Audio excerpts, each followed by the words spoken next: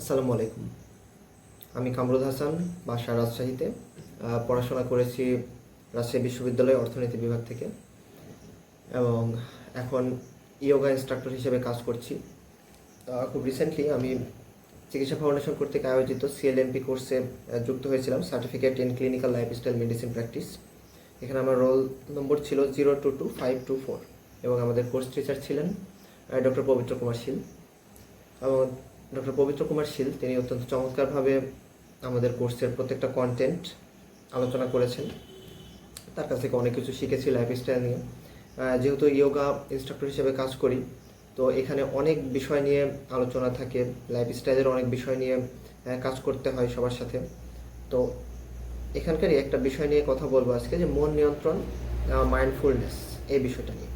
তো মন আসলে আমাদের এমন একটি সত্তা যেটা ধরা যায় না, ছোঁয়া যায় না, কিন্তু আমাদের চিন্তা, আবেগ, আমাদের কাজকর্ম, প্রত্যেকটা জিনিস কিন্তু এই মনটা দ্বারাই কন্ট্রোল হয়।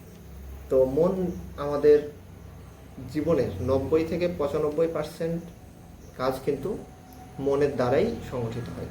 তো মনটাকে যদি নিয়ন্ত্রণ করতে পারি, তাহলে আমাদের জীবনের উৎপাদনশীলতা এবং সামাজিক স্থিতিশীলতা, সমমর্মিতা, এটা কিন্তু আমাদের বৃদ্ধি পাবে। তো মন নিয়ন্ত্রণের জন্য আমরা কয়েকটা কাজ করতে পারি। একটা হলো সেলফ অবজারভেশন, মেডিটেশন আছে, ব্রেথ কন্ট্রোল আছে, যেটাকে আমরা প্রাণায়াম বলি, পজিটিভ অ্যাফার্মেশন, ভালো ভালো কথা বলা, নিজের সম্পর্কে ভালো বলা, একটা গোল সেট করা লাইফের, আর মেন্টাল ডিটক্স, যে এই যে সোশ্যাল মিডিয়াতে গেলে বা নিউজ দেখতে গেলে যে অনেক ধরনের খারাপ কন্টেন্ট দেখা যায়, সেগুলো থেকে দূরে থাকা।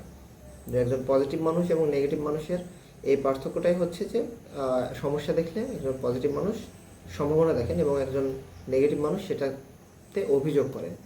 তো এখান থেকেই এই সাবকনসিয়াস মাইন্ড এবং মাইন্ডফুলনেসটা জরুরি, যে প্রত্যেকটা সময় বর্তমানে থাকা, এখন কি হচ্ছে, এখন আমি কি করতে পারি, এই বিষয়ে যদি আমরা মনোযোগ দিই, তাহলে আমাদের মনটাকে আমরা কন্ট্রোল করতে পারবো।